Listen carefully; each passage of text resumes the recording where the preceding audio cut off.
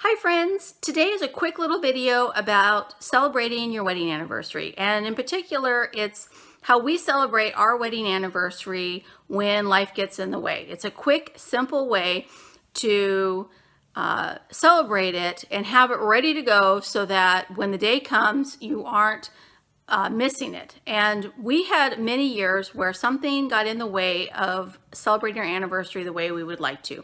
So a typical way somebody might celebrate it, of course, is to go out to eat, to go to, on an overnight stay or a longer trip.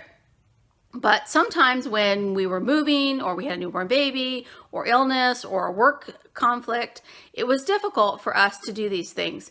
And so when this happened year after year, I thought, gee, we really need to think of some ways to be able to celebrate it quickly and easily and still really feel like we got to celebrate that day. And so our children also asked a lot about marriage and wanted to celebrate our anniversary too. And I thought it's really important to celebrate an anniversary, especially in a culture that like today. And celebrating your anniversary essentially helps you celebrate marriage and the importance of it. So what we did is we started with dinner, and we make a dinner at home, and we basically make the same items or some of the same items that we had at our wedding meal. Now, my husband and I did not actually get to eat at that meal, but it was Mexican themed. We had a chili verde and beans and those kind of things, and people loved it. And so we remake that for us for dinner. So the next thing that we do is decorate for our wedding. We decorate our dinner table with some items that represent our wedding. We had a school-themed wedding because we met in elementary school, and we used the colors for our wedding from our school, which are blue, white, and silver, which work really nicely for a wedding and also for June. And we incorporated some things at the wedding that we use here that remind us of school, like a chalkboard, and we have a school bus that was our cake topper. We also have a little off-road car because that's how my husband used to visit me when we were kids because he couldn't drive yet. And we have a little house we had as a cake topper. And then of course we have here some rocking chairs. And our toasting glasses. We have fake flowers that represent the hydrangea and roses that I had in my bouquet. We have a book here of our wedding that our kids usually thumb through, and we can talk about our wedding from that. And we have this blue table runner that I made to bring in more of the color of our wedding. And we have some pines here because we were married in the forest.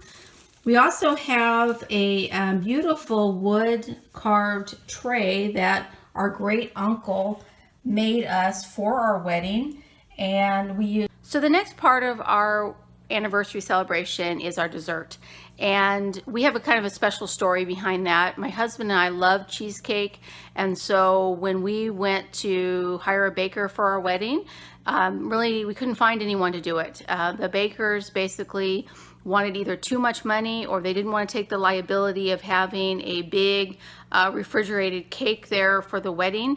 So my husband said, if my bride-to-be wants a cheesecake, then I will make a cheesecake. So he made layers and layers and layers of cheesecake that did very well at the wedding. And he makes a tiny version of that for us to share on our anniversary. So the next part of our celebration is to go take a picture. It's usually outside next to our pine trees. And the reason we pick a pine tree is because we were married in the forest, and most of our wedding pictures are next to pine trees.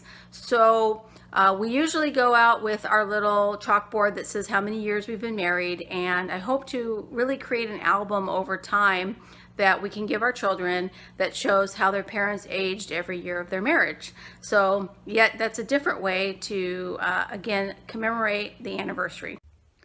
So guys, I hope you enjoyed our little bit about how we celebrate our anniversary. And of course, it all goes into a box and then goes into our garage and then comes back out for the next anniversary. We do hope to add some trips or overnight stays as part of this, but this is a great way if we're going to have a little dinner with the kids ahead of time to have that all ready to go. I put recipes in there so that I can go shopping ahead of time and get the food that we need. If you also are interested in doing this, I would encourage you to start with a list. I just sat down and thought about what were the things that, what were the colors of our wedding?